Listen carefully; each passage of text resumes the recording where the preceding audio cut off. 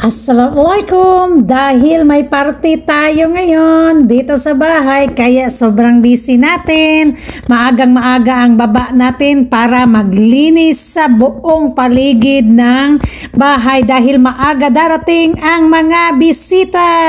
Ganito kami kabisi kapag may bisita. Linis na linis talaga. Lalabas ang mga carpet, ilalagay ang mga carpet, ilalagay kung anong mga flowers, ilalagay ang mga perfume at buksan ang mga home na pang pabango din nila. Dahil sa totoo lang, kapag walang party, yung upuan na yan is nakakover yan ng plastic, mga flowers, wala dyan, nililigpit namin, pati mga perfume, lahat yan ay nakaligpit dun sa storage room namin. Lalabas lang yan lahat kapag may party at yan nga, linis todo-todo, pati ang carpet ay nililigpit ko dahil ako man din ang nahirapan maglinis kapag hindi ko ililigpit. Kaya ina-idea ko talaga na iro-roll ko at nililigpit ko sa isang tabi, pati mga flowers nililigpit ko dahil ako din ang maglalabat, maghuhugas, pati mga tissue nililigpit ko yan, nilalagay ko sa isang plastic. Lalabas lang yan kapag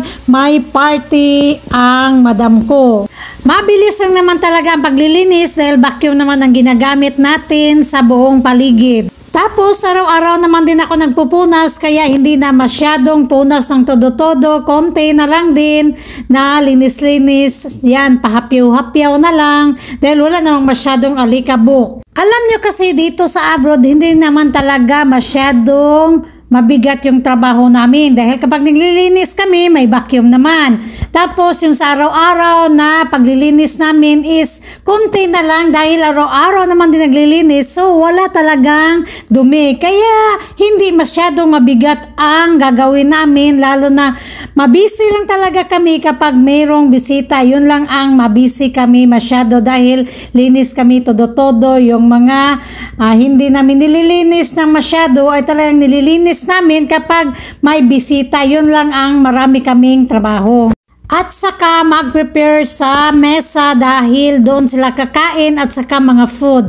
Yun lang talaga ang marami kaming gagawin. Pero yung iba, hindi na masyadong mabigat naman. Carry lang, lalo na kapag sanay na tayo. Linis na dito, ready na ang ating pa-party. Sobrang linis na. Pat malinis na rin ang dining table. O, nalinis na rin natin banda dyan. Glass yan puro. Dito naman, ready na ang gagamitin ni Madam. Mamaya, magdala daw siya ng bread, ano pa mga pagkain. Yan, ready na. Cups para sa tea. Ito naman, mga sweets ata ilalagay dyan. Yan naman, mga drinks ata, juice. Yan. Ito naman para sa shahi. Yan, ready na.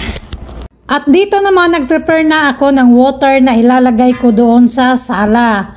Yun lang dahil hindi na ako nakapag-vlog nung dumating na ang mga bisita dahil sobrang busy na ako. Salamat sa panonood. Follow for more videos.